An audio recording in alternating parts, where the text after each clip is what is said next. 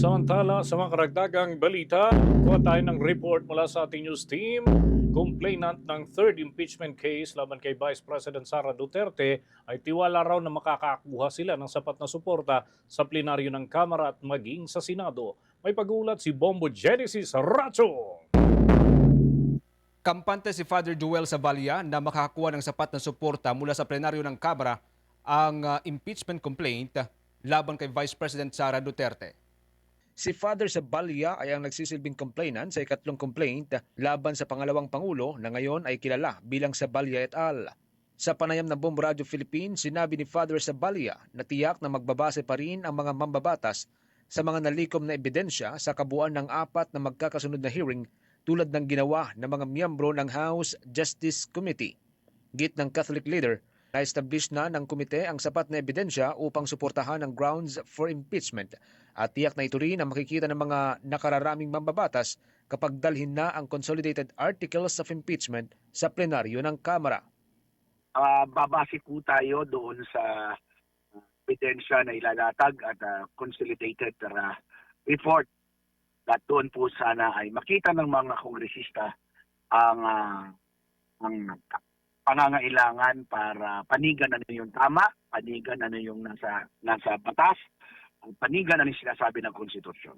Pagkukwento ni Father Sabalia, noong inihain ng kanyang grupo ang ikatlong complaint ay wala pa silang hawak noon na numero o sapat na bilang ng mga mambabatas na maaring susuporta sa mga reklamo. Dahil dito nakakagulat din anya na unanimous o lahat ng mga miyembro ng Justice Panel ay sumuporta sa kanilang reklamo matapos ang mga serye ng deliberasyon.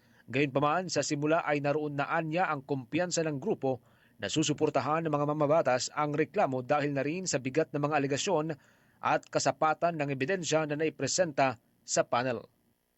Wala kaming hawak na numero, ang amin lang hawak namin ang paniniwala at pagtitiwala sa tamang proseso.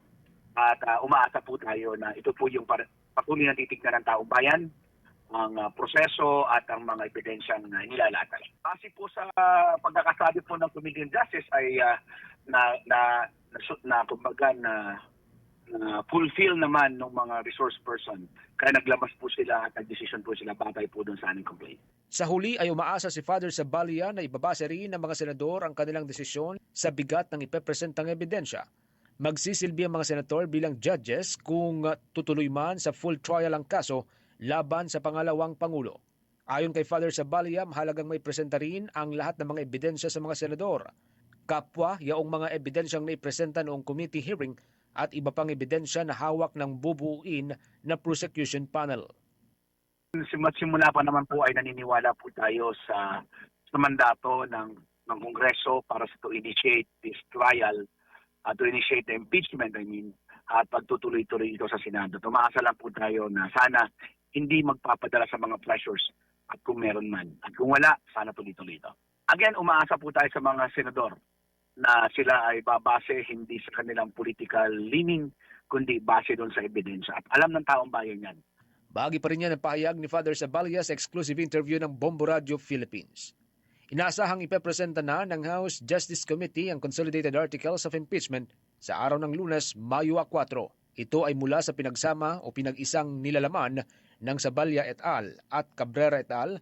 Ang ikatlo at ikaapat na impeachment complaints laban kay Vice President Sara Duterte. Para sa Bombo Network News, Bombo Genesis Racho, and this is Bombo Radio Philippines, the #1 and most trusted source of news and information, Basta Radio. Bombo! For the most trusted source of news and information, visit our website at www.bomboradio.com. Follow us on Bombo Radio mobile app, Facebook, YouTube, TikTok, and X, formerly Twitter.